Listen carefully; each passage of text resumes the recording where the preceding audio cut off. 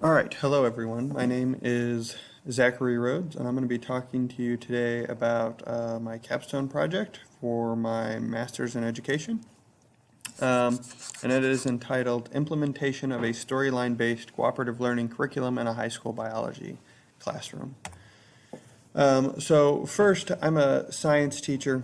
I teach biology at the high school level, obviously, and my problem of practice centers around the idea of providing relevancy for science. Um, a lot of times I get students asking why they need to know science, what they need to know it for, why is it important, and typically in classrooms we don't provide them with that relevance. We just sit down, have them sit down, talk to them, teach them, make them learn the material.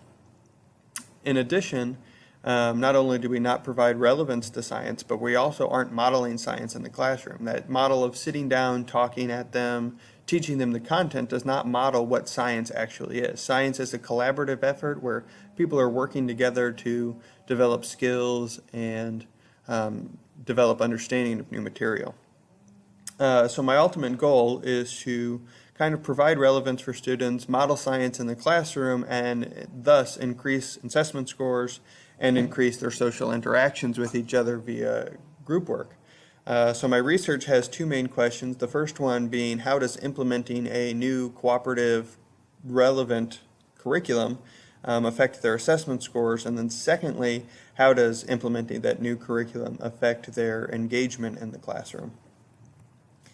So before conducting my research, I did a review of the literature and I looked at three main areas. I looked at cooperative or collaborative learning. They have slightly different definitions, but I looked at material for both because they both require students to work together. Cooperative is more of a structured learning and collaborative is more of a unstructured learning. The new curriculum that I chose to use uses both structured and structured group work, so I looked at both cooperative and collaborative learning. The research states a lot that students do indeed learn while being able to work with their peers. They learn quite a bit, but there are challenges with cooperative learning associated with how you group the students, how what you require them to do, how you group them, and the like. I also looked at problem-based learning, which requires students often in groups to work together to answer a question that they have about the world around them. This will hopefully increase student engagement and student interest, and it makes them want to understand what they're looking at because it's a question that they have and they are working to solve this question. And then lastly, I looked at the use of stories in the classroom. And in reality, providing stories provides relevance across all content areas, not just science. But in science, especially using real-world data or real-world stories and scenarios that explain the content we're talking about really does help drive home what students are learning in the classroom. It makes them interested, it provides relevance, and it really makes them want to learn. So my methods for this research was to use a curriculum developed by the Next Generation Science standards called the Next Generation Storylines. This is what I'm terming a cooperative storyline-based curriculum, so the students are working together a lot. A story of real data, a real scenario that has occurred related to biology is the anchoring phenomena. And then they walk through this story together, slowly, piece by piece, learning more information about the content and developing their understanding of biology. So like I said, it incorporates content into the learning via real data. They look at real data scientists have collected and are analyzing it on their own, developing conclusions from it.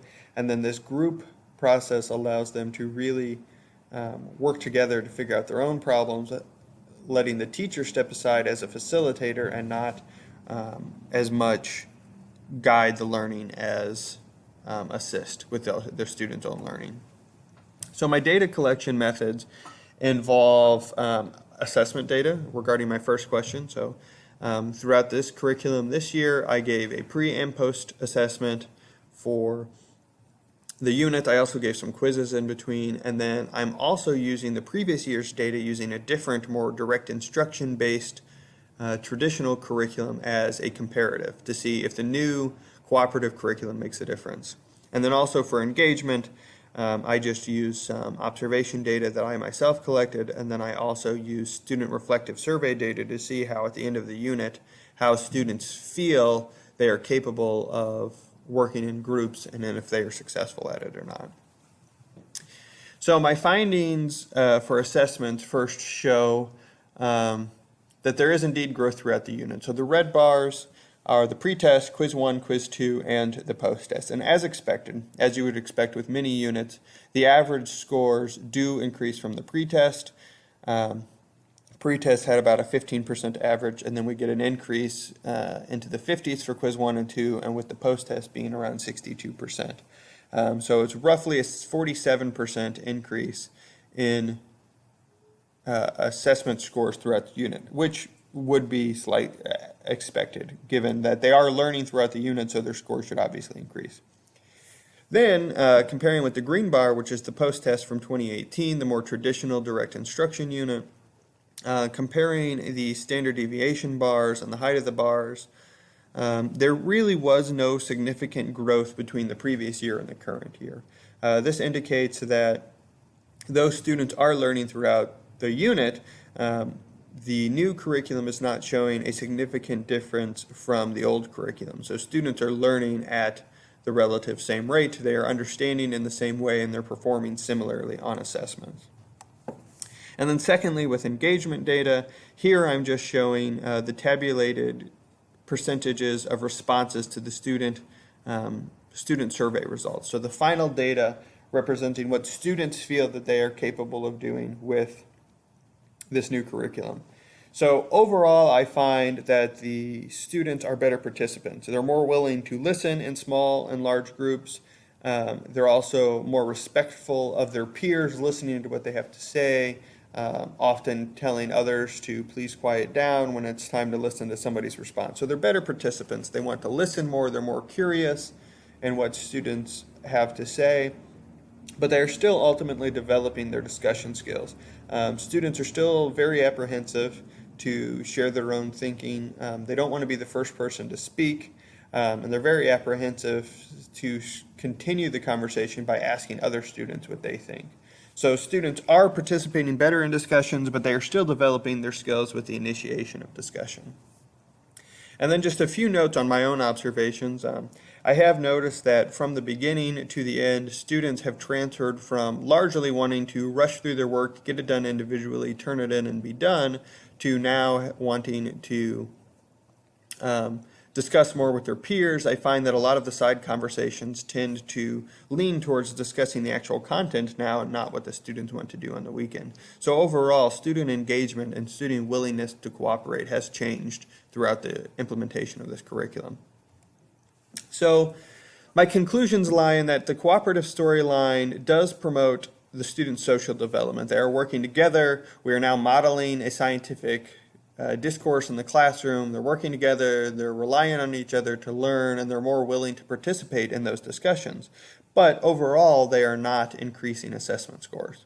So students are interested in the content, willing to discuss, but this social development does not necessarily result in an assessment and academic development. So given this new curriculum, it is a very different way to teach. The teacher is very much just facilitating the student learning. The students are working together to answer the questions that they may have, and the teacher does very little as far as direct instruction goes. So the teacher, including myself, will need to practice this curriculum. It's not going to be the first unit or first year of implementation. So I do hypothesize that further data collection throughout my year and throughout years in the futures may show a more pronounced difference between the old curriculum and the new. Hopefully we can get those assessment scores up higher with this new curriculum after further practice on my end. Ultimately, the new curriculum is beneficial, but it does require patience on the part of the teacher.